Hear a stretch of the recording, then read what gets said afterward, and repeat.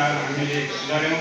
तर आफ्नै नगरपालिकाको चाहिँ बदनाम गर्नु राम्रो होइन, ठिक होइन भन्ने कुराहरू पनि हामीले मनन गऱ्यौँ। त्यसपश्चात हामीले गर्दा गर्दै र 80 सालमा एउटा कार्यक्रम गर्न हामी सक्षम भयौँ।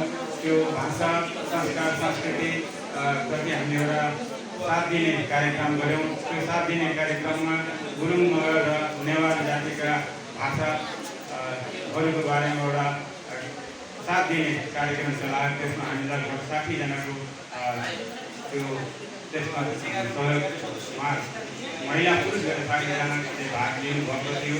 त्यो कार्यक्रम हामीले सम्पूर्ण राम्रोसँग पुरा गऱ्यौँ र हामीले विश्व आदिवासी दिवसहरू पनि मनाउँदै गऱ्यौँ।